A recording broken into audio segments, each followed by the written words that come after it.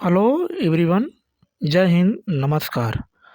आप सभी लोगों का स्वागत है केंद्र एकेडमी के फिर से एक नए वीडियो में।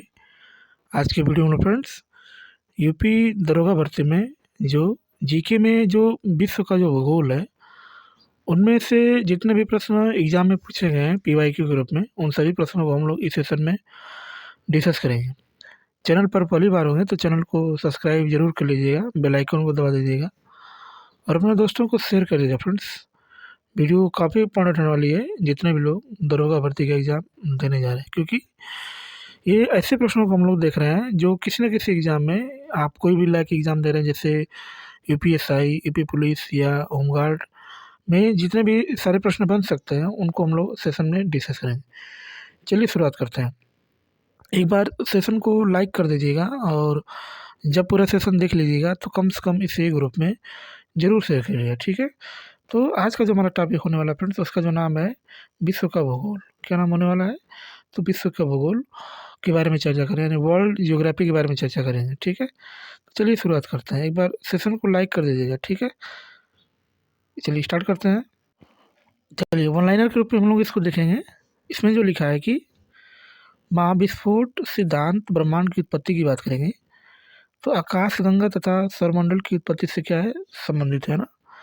तो आकाशगंगा और सौरमंडल की उत्पत्ति में से कौन सा जो है सिद्धांत इसमें रिलेटेड है, तो आप बताएंगे। महाविस्फोट का सिद्धांत जो है ये ब्रह्मांड की उत्पत्ति उत्पत्ति के बारे में बताता है, आकाशगंगा के बारे में बताता है, और सौरमंडल की कैसे उत्पत्ति हुई उसके बारे में जो है ये महाविस्फोट सिद्धांत को बताता है, ठीक है। आगे इसके सिद्धांत की बात करेंगे, यानी महाविस्फोट सिद्धांत का प्रतिपादन की बात करेंगे। तो इसके जो सिद्धांत के प्रतिपादन करने वाले हैं उनका नाम जो है जार्ज लेमेंथेर नाम है। इसका नाम है जार्ज लेमेंथेर। इनके मतलब की विधि की बात करेंगे तो 1894 से 1966 इन तक इन्होंने इस पे काम किया है ना। तो महाविस्फोट सिद्धांत जो है इसका प्रतिपादन किसने किया, तो उसका नाम जो है जार्ज लेमेंथेर। और जार्ज लेमेंथेर की सहायता से हम लोग बता सकते हैं कि ब्रह्मांड की उत्पत्ति कैसे हुए, आकाशगंगा और सौरमंडल की उत्पत्ति से रिलेटेड है, ठीक है। आगे नेक्स्ट, वर्ष 1912 में महाद्वीपीय विस्थापन सिद्धांत का पहला प्रस्ताव की बात करेंगे तो अल्फ्रेड वेनेगर ने जो इसको रखा था ना। तो महाद्वीपीय विस्थापन सिद्धांत का प्रस्ताव सबसे पहले किसने रखा था, तो उसका जो नाम है अल्फ्रेड वेगनर है। अल्फ्रेड वेगनर ने जो सबसे पहले इस प्रस्ताव को जो है उसने रखा था, ठीक है। नेक्स्ट नेक्स्ट पर बात करते हैं। तो नेक्स्ट इसमें जो हमारा प्रश्न हमारा बना है कि इसमें लिखा है कि हमारी गैलेक्सी जिसमें हमारा सौरमंडल स्थित है को मंदाकिनी या आकाशगंगा या दुग्ध मेखला कहते हैं ना। तो जिस जिस सौरमंडल में हम लोग रहते हैं, यानी जिस मिल्की वे में हम लोग रहते हैं, उसका जो नाम है उसको हम लोग क्या बोलते हैं, तो आकाशगंगा बोलते हैं या दुग्ध मेखला कहते हैं, या उसको आप उन दोनों मत से आप इसको जान सकते हैं, क्योंकि जिस मंदाकिनी में हम लोग क्या करते हैं, निवास करते हैं ना, उसका नाम क्या है, तो आकाशगंगा या दुग्ध मेखला, ठीक है। नेक्स्ट, निर्वात में प्रकाश की बात करेंगे। तो निर्वात में प्रकाश द्वारा जो है 3 × 10⁵ किलोमीटर पर सेकंड की गति से एक वर्ष में चली गई दूरी को क्या बोलते हैं, तो प्रकाश वर्ष बोलते हैं। प्रकाश वर्ष किसे बोलते हैं, तो ये जो होता है दूरी का ही मात्रक होता है। लेकिन आपसे पूछ सकता है कि निर्वात में प्रकाश की चाल कितनी होती है, तो आप क्या बताएंगे, 3 × 10⁵ किलोमीटर पर सेकंड बताएंगे, ठीक है। लेकिन अगर आपसे मीटर प्रति सेकंड में पूछ रहा है तो आप उसको क्या बताएंगे, तो 3 × 10⁸ बताएंगे। क्या बताएंगे, 3 × 10⁻, क्या बताएंगे, 8। ये जो है मीटर प्रति सेकंड में, लेकिन जब किलोमीटर पर सेकंड पूछिएगा तो आप 3 × 10⁵ बताएंगे, ठीक है। नेक्स्ट नेक्स्ट और बात करते हैं। इसमें लिखा है कि प्रकाश वर्ष खगोलीय दूरी ज्ञात करने की क्या है, तो ये एक इकाई है।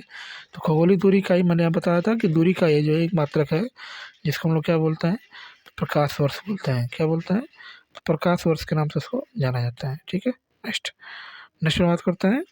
कॉपरनिकस ने उस सिद्धांत का प्रतिपादन किया था जिसमें कहा गया था कि सूर्य जो है ब्रह्मांड का केंद्र में है तथा पृथ्वी उसकी क्या करती है, तो परिक्रमा करती है। तो कॉपरनिकस ने जो कथन बताया था उस समय की बात करेंगे, जिस समय जो है मतलब कि वैज्ञानिक बता नहीं पाते थे, तो उन्होंने एक कथन दिया था कि ब्रह्मांड के केंद्र में कौन रहता है, तो सूर्य रहता है, लेकिन पृथ्वी की क्या करता है, परिक्रमा करता है, पृथ्वी उसकी परिक्रमा करती है ना। तो ये किसने बताया था, तो कॉपरनिकस ने ही बताया था कि सूर्य जो है ब्रह्मांड के केंद्र में रहता है तथा पृथ्वी उसकी क्या करती है, तो परिक्रमा ही करती है। पृथ्वी के सिवा भी और लोग भी परिक्रमा करते हैं, जैसे हमारे बुध हो गया, शुक्र हो गया, ये सब 8 ग्रह इसके क्या करते हैं, तो शुक्र की परिक्रमा करते हैं, ठीक है। नेक्स्ट, किसने बताया था? तो कोपर्निकस ने, ठीक है। उल्लेखनीय है कि 6ठी शताब्दी की प्रसिद्ध भारतीय खगोलविद वराहमिहिर ने इससे लगभग 1000 वर्ष पूर्व यह बता दिया था कि चंद्रमा पृथ्वी का चक्कर लगाता है और पृथ्वी सूर्य का क्या करती है? तो परिक्रमा करती है। यानी कोपर्निकस के पहले ही लगभग 1000 वर्ष पहले की बात करेंगे, तो उस समय जो है वराहमिहिर जो है खगोलविद थे, उन्होंने पहले ही बता दिया था कि जो है चंद्रमा क्या करता है? तो पृथ्वी का क्या करता है? चक्कर लगाता है। लेकिन पृथ्वी किसकी चक्कर लगाता है? तो पृथ्वी किसकी चक्कर लगाती है? तो सूर्य का चक्कर लगाती है ना? क्योंकि पृथ्वी के उपग्रह की बात करेंगे तो उसका चंद्रमा है ना? और सूर्य के जो है हमारे ब्रह्मांड में कितने ग्रह हैं? तो 8 ग्रह हैं, ठीक है। नेक्स्ट नेक्स्ट बात करते हैं, इसमें नेक्स्ट लिखा है कि निकोलस कोपर्निकस इस मत के प्रतिपादक थे कि दैनिक गति में पृथ्वी अपने अक्ष पर तथा वार्षिक गति में स्थिर सूर्य के चतुर्दिक चक्कर लगाती है ना। तो दैनिक गति यानी दैनिक गति की बात करेंगे तो सूर्य जो है मतलब कि चक्कर लगाता है, पृथ्वी इसकी चक्कर लगाती है, और एक दिन में जो है इसको घूमने में जो है पृथ्वी अपने ध्रुव पर कितने समय लगाती है? तो 24 घंटे में एक बार क्या करती है? चक्कर लगाती है। अपने ध्रुव की बात करेंगे। लेकिन सूर्य के चक्कर की बात करेंगे तो सूर्य का चक्कर जो है 365 दिन में चक्कर लगाती है, ठीक है। ये सूर्य की चक्रवाह की बात करेंगे, ठीक है। नेक्स्ट, अंग्रेज वैज्ञानिक आइजैक न्यूटन ने गुरुत्वाकर्षण तथा गति के नियम का जो है प्रतिपादन किया था ना। तो सर आइजैक न्यूटन ने ही जो है गति का नियम दिया था और गुरुत्वाकर्षण का ही नियम बताया था, ठीक है। नेक्स्ट चलिए नेक्स्ट हम बात करते हैं। नेक्स्ट इसमें लिखा है कि सूर्य का द्रव्यमान 1.99 × 10⁻30 किलोग्राम है, जो पृथ्वी के द्रव्यमान का 3,33,000 गुना है ना।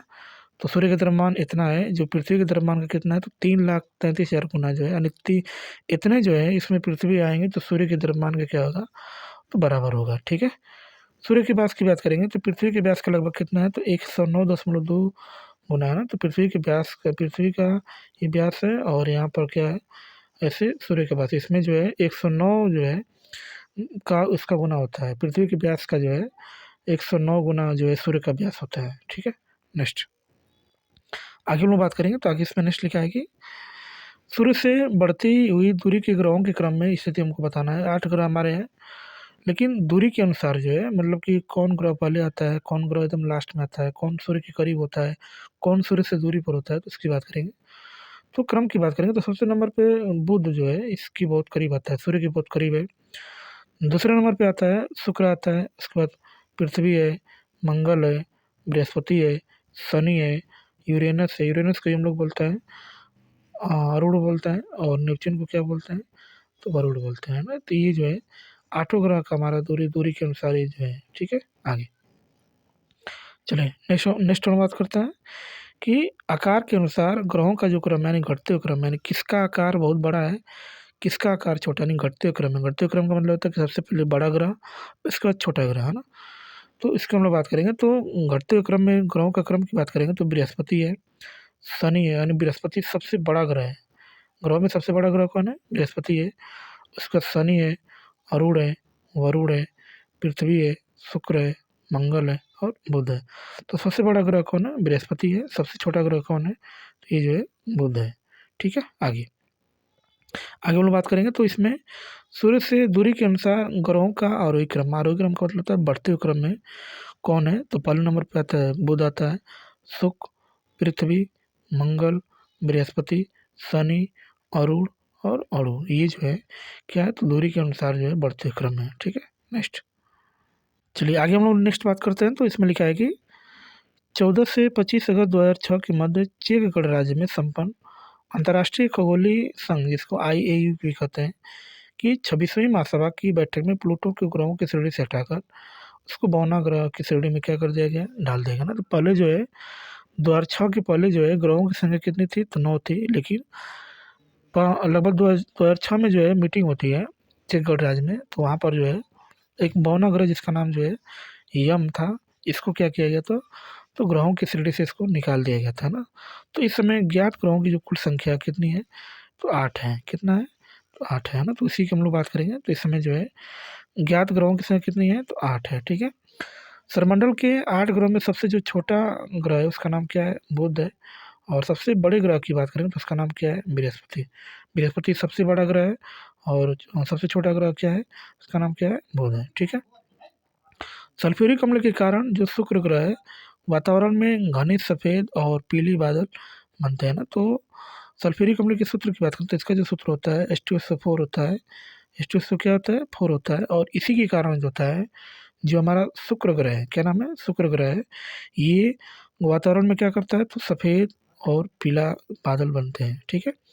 और शुक्र जो है सर्वाधिक चमकीला ग्रह भी है, यानी सबसे ग्रहों में सबसे चमकीला ग्रह कौन है? तो उसका नाम जो है शुक्र ग्रह है, ठीक है। आगे आगे हम लोग बात करेंगे, तो नेक्स्ट इसमें लिखा है कि पृथ्वी ग्रह को जल ग्रह के नाम से भी जाना जाता है ना। तो पृथ्वी ग्रह को चूंकि यहाँ पर जो है जल जाते तो इसको नीला ग्रह भी कहते हैं पृथ्वी को, और इसको जल ग्रह के नाम से भी जाना जाता है। आंतरिक ग्रहों में जो है कौन कौन से ग्रह आते हैं? तो बुध आता है, शुक्र आता है, पृथ्वी आता है, मंगल आता है, और ये सब जो हमारे क्या है? तो आंतरिक ग्रह है ना। कौन से ग्रह है? आंतरिक ग्रह, बुध, शुक्र, पृथ्वी और मंगल। और बाह्य ग्रह की बात करें तो बाह्य ग्रह में कौन आता है? तो बृहस्पति आता है, शनि आता है, अरुण आता है और वरुण आता है। ये हमारे क्या है? तो बाह्य ग्रह है, ठीक है। नेक्स्ट, वरुण सबसे जो है दूर स्थित ग्रह है ना। सबसे दूरी पर कौन स्थित है?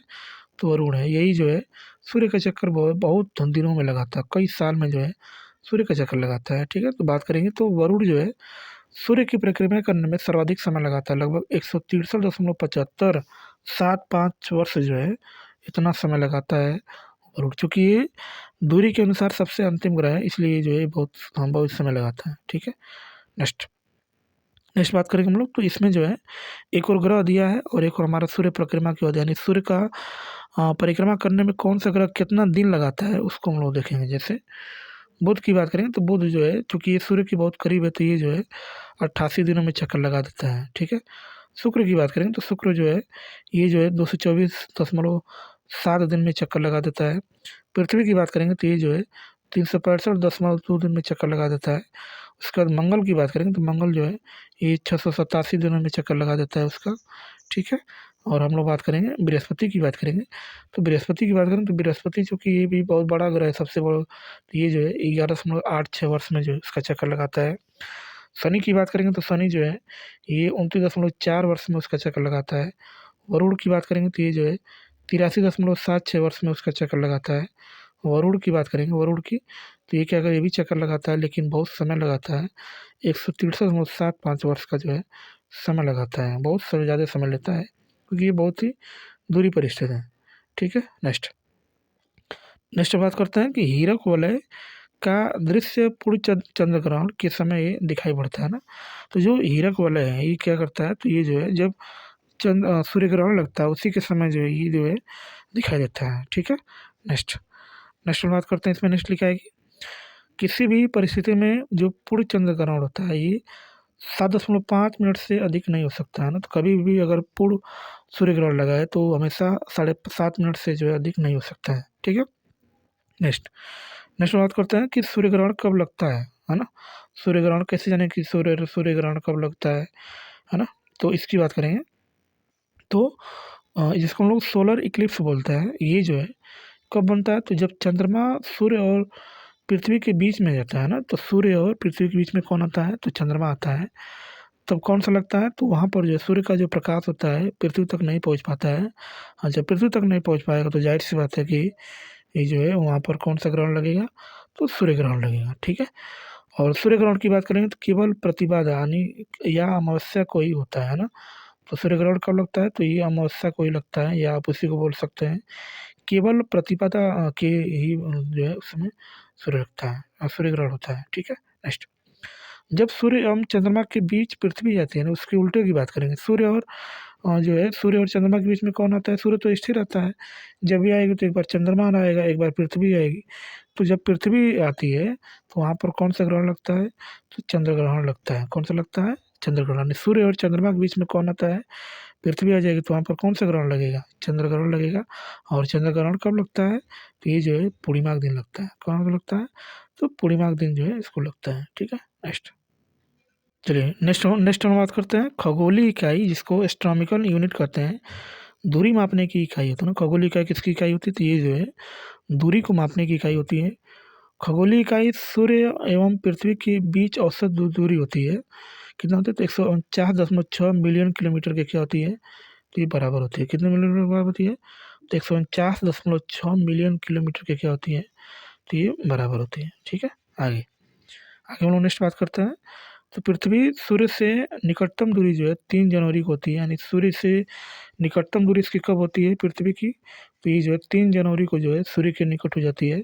और दूरी की बात करें, दूरी को इसी को हम लोग क्या बोलते हैं, तो पेरीहिलियन बोलते हैं, यानी उसी को उपसौर के नाम से बोलते हैं। उप का मतलब क्या होता है, नज़दीक, सौर का मतलब होता है सूर्य, यानी सूर्य के नज़दीक कब होता है, तो 3 जनवरी को होता है। ठीक है, लेकिन दूरी की बात करें, यानी सूर्य जो है सूर्य से पृथ्वी कब ज़्यादा दूरी पर होती है, तो उसको हम लोग बोलते हैं 4 जुलाई बोलते हैं। 4 जुलाई को जो होता है पृथ्वी सूर्य से सर्वाधिक दूरी पर होती है, और वहीं पर जो है उसको हम लोग अपसौर बोलते हैं। क्या बोलते हैं, आपका मतलब दूर, सौर का मतलब सूर्य से, यानी सूर्य से अधिक दूरी पर कब होती है, तो 4 जुलाई को होती है, और उसको हम लोग क्या बोलते हैं, तो अपहिलियन बोलते हैं। जब पेरिहिलियन किसको बोलेंगे, जब नज़दीक होगा, और अपहिलियन किसको बोलेंगे, जब ज़्यादा दूरी पर होगा। ठीक है, आगे चले नेक्स्ट नेक्स्ट हम लोग बात करते हैं। इसमें नेक्स्ट लिखा है कि सौरमंडल में केवल 2 ही ग्रह ऐसे हैं, यानी 8 ग्रहों में केवल 2 ग्रह ऐसे हैं जिसका नाम जो है, एक का नाम बुध है जिसको हम लोग मरकरी कहते हैं, और एक हमारा शुक्र है जिसको वीनस कहते हैं। इसके पास कोई उपग्रह नहीं है, यानी किसके पास कोई भी उपग्रह नहीं है। सूर्य के ग्रह की बात करेंगे, बुध और शुक्र के पास ऐसे ग्रह हैं कि इनके पास कोई ग्रह नहीं है, कोई उपग्रह नहीं है। ठीक है, शुक्र को हम लोग जो है सुबह का तारा कहते हैं, मॉर्निंग स्टार करते हैं, और सायकाल का तारा भी कहते हैं। और मंगल को लाल ग्रह के नाम से भी इसको जाना जाता है ना, तो मंगल को क्या बोलते हैं, तो लाल ग्रह बोलते हैं। और शुक्र को क्या बोलते हैं, तो सुबह का तारा और साँझ का तारा के नाम से जाना जाता है। ठीक है, और ये सर्वाधिक गर्म ग्रह यही है, शुक्र ही है। ठीक है, नेक्स्ट नेक्स्ट हम बात करते हैं। नेक्स्ट इसमें लिखा है कि इसकी बात करेंगे तो इसमें जो लिखा है कि क्या लिखा है, चलिए आगे हम लोग बढ़ेंगे। तो आगे इसमें नेक्स्ट हमारा प्रश्न लिखा है कि बृहस्पति सौरमंडल का सबसे बड़ा ग्रह है, आपको हमने बताया भी था, जबकि शनि जो है छल्लों से युक्त ग्रह है ना, तो किसके पास छल्ला है, तो शनि के पास छल्ला है। सबसे बड़े ग्रह की बात करेंगे तो उसका नाम क्या है, बृहस्पति है। शुक्र ग्रह को पृथ्वी की जुड़वा बहन के नाम से जाना जाता है। तो पृथ्वी की जुड़वा बहन किसको कहते हैं, तो शुक्र को कहते हैं। और पृथ्वी की बात करेंगे तो पृथ्वी को नीला ग्रह के नाम से भी जाना जाता है, क्योंकि यहाँ पर जो है जल की अधिकता बहुत ज़्यादा है ना। आगे आगे हम लोग बात करेंगे तो इसमें फ्रेंड्स अब हम लोग देखेंगे कि किस तत्व की अधिकता है कितने परसेंट में। ठीक है, भूपर्पटी में जो है कौन से तत्व कितने मात्रा में पाए जाते हैं, तो उसको हम लोग देखेंगे। ठीक है, चलिए इसमें देखते हैं हम लोग। सबसे पहले की हम लोग बात करेंगे तो इसमें हमारा नाम है ऑक्सीजन। क्या नाम है, ऑक्सीजन। ऑक्सीजन की बात करेंगे तो कितना पाया जाता है, तो ये 46% पाया जाता है। सिलिकॉन की बात करेंगे तो सिलिकॉन जो है 27.72% पाया जाता है। एल्युमिनियम की बात करेंगे तो एल्युमिनियम जो है 8.13% पाया जाता है। लोहा की बात करेंगे तो लोहा कितना पाया जाता है, तो ये 5% पाया जाता है। कैल्शियम की बात करेंगे तो कैल्शियम जो है कितना पाया जाता है, तो 3.63% पाया जाता है ना, भूपर्पटी में। ठीक है, और आगे हम लोग बात करेंगे तो पोटेशियम कितना पाया जाता है, तो ये जो है 2.59। सोडियम कितना पाया जाता है, तो ये जो है 2.83। और मैग्नीशियम कितना पाया जाता है, तो ये जो है 2% जो है पाया जाता है, भूपर्पटी की बात करेंगे। ठीक है, आगे चलिए आगे हम लोग कि इसमें बात करेंगे तो अब इसमें वायुमंडल की बात करेंगे। तो वायुमंडल में नाइट्रोजन गैस का सर्वाधिक परसेंट है, लगभग कितना परसेंट पाया जाता है, तो 78% जो है नाइट्रोजन पाया जाता है।